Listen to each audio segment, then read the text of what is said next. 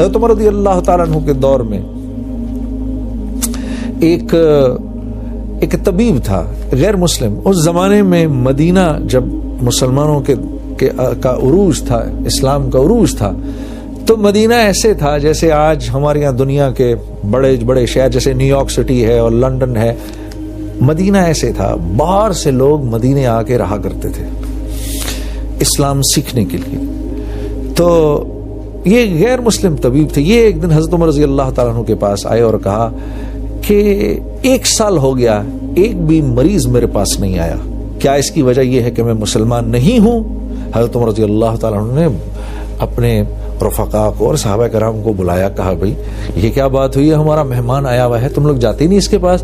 تو لوگوں نے سوچ کر سمجھ کر پھر کہا کہ امیر المومنین کا تو بیماری نہیں پڑتا ہم میں سے کوئی, تو بیماری نہیں پڑتے ہم. کہا وہ کیسے؟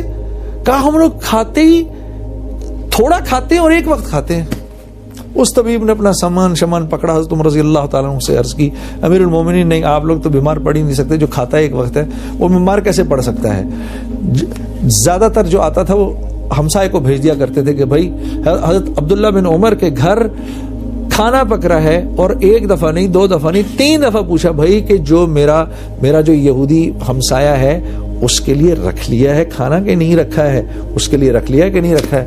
تو وہاں جس معاشرے میں ہر شخص اپنا حق چھوڑنے والا ہوگا اس معاشرے میں ویسے ہی جوڑ پیدا ہو جائے گا.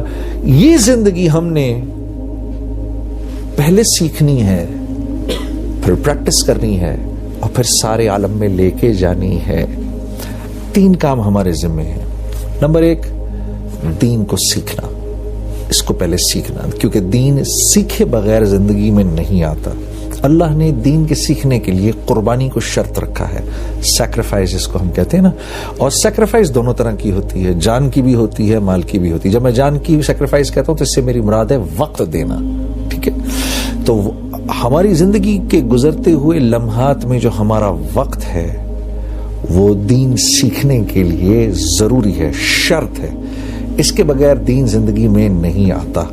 مسلمان تو کہلائیں گے لیکن اللہ کے نبی اور اللہ کی منشا کیا ہے اس کا ہمیں پتہ نہیں ہوگا, تو زندگی پوری کی پوری اس کے بغیر گزر جائے گی. تو ایک ہے دین سیکھنا, دوسرا ہے پھر سیکھ کے اس کو پریکٹس کرنا. کیونکہ بہرحال پتہ تو ہے نماز کیسے پڑھی جاتی ہے, لیکن ایک بہت بڑا مجمع ہے جو ایمان کی کمزوری کی وجہ سے نماز پڑھ نہیں سکتا, پڑھنا چاہتا ہے پڑھ نہیں سکتا, نماز پڑھنی آتی ہے تو سیکھ تو لیا ہے, اب اس کو پریکٹس نہیں کر رہے, تو پھر اس کو پریکٹس کرنا ہے. پریکٹس کیسے کیا جاتا ہے؟ پریکٹس کیا جاتا ہے دینی ماحول میں جا کر. آپ جس ماحول میں جائیں گے ماحول اپنا تاثر رکھتا ہے. اللہ نے انسان کو ماحول کا پابند بنایا ہے. جب ہم ماحول میں آتے ہیں تو ماحول میں آ جانے کے بعد ہمارے اوپر ایسے اللہ کا ایک نظام چلتا ہے کہ ہم اس ماحول کا اثر لینا شروع کر دیتے ہیں. آپ مسجد جائیں, مسجد میں بیٹھ کر اللہ کی بات سننا آسان ہے, مسجد سے باہر آ جائیں وہی بات پھر سننا مشکل ہو جاتی ہے. تو مسجد انسانوں کے بننے کی جگہ ہے, یہ وہ جگہ ہے جہاں پر انسان بنتے ہیں. مسجد میں 1-1 گھنٹے تک آدمی بیٹھ کر اللہ کی بات سن سکتا ہے, مسجد سے باہر نکلنے کے بعد وہی بات 1 گھنٹے تک سننا مشکل ہو جاتا ہے. اسی لیے اللہ کے نبی صلی اللہ علیہ وسلم کا ارشاد ہے, آپ نے فرمایا جس کو مسجد جاتے ہوئے دیکھو اس کے ایمان والے ہونے کی ضمانت دو, چاہے وہ کسی بھی برائی میں مبتلا کیوں نہ ہو, بڑی سے بڑی برائی میں مبتلا کیوں نہ ہو.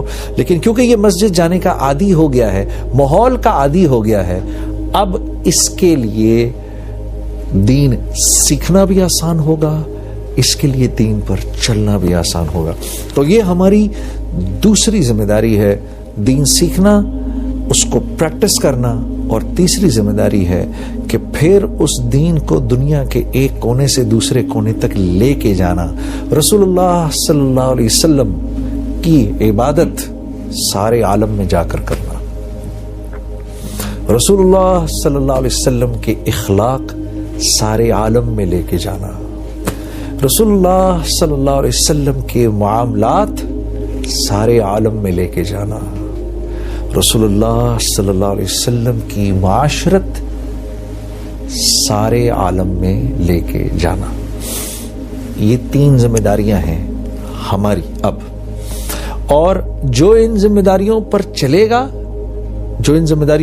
گا اللہ اس کی دنیا بھی بنائیں گے، آخرت بھی بنائیں گے۔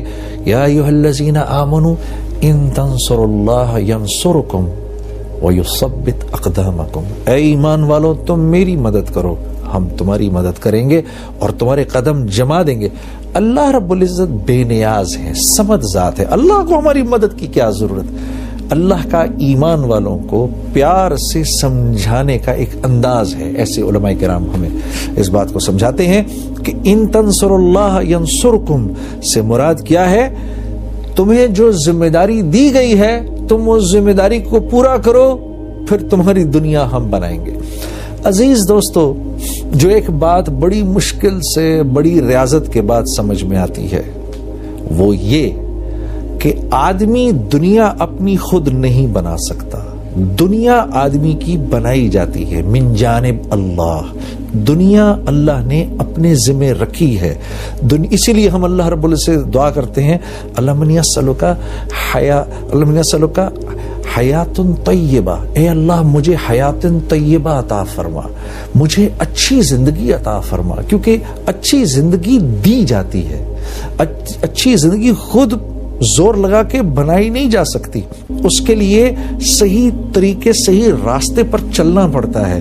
جو راستہ متعین کیا گیا ہے اس راستے پر چلیں گے تو وہ خوبصورت زندگی ملے گی۔ اگر اس راستے پر نہیں چلیں گے اور اپنی عقلیں استعمال کریں گے، مثال کے طور پہ میں نے کراچی سے حیدرآباد جانا ہے، نیشنل ہائی وے ہے، نیشنل ہائی وے پر چلتا رہوں گا تو 2 سے 2.5 گھنٹے میں پہنچ جاؤں گا، اور اگر کراچی شہر سے نکلتے ہی بجائے اس کے کہ میں نیشنل ہائی وے پہ اپنی گاڑی ڈالوں، میں نے گاڑی ڈال دی کچے میں، اور میں کہوں یار میں نے کچے پہ گاڑی چلا کر جانا ہے، تو کچے پر گاڑی چلا کر جانے میں پہنچ تو شاید کبھی نہ کبھی جاؤں حیدرآباد، لیکن گاڑی توڑوں گا، اپنی زندگی تکلیف میں ڈالوں گا، اور کتنی تکلیف میں ڈالوں گا اس کا اندازہ آپ کر سکتے ہیں۔ اس لیے اللہ اور اس کے رسول کے بتائے ہوئے راستے سے جب ہم لوگ دائیں بائیں ہوتے ہیں پھر ہم اپنا ہی نقصان کرنا شروع کر دیتے ہیں، اور پھر زندگی مشکل ہو جاتی ہے، حالات گھیر لیتے ہیں، حالات گھیر لیتے ہیں، وہ آ جاتے ہیں ارد گرد سے۔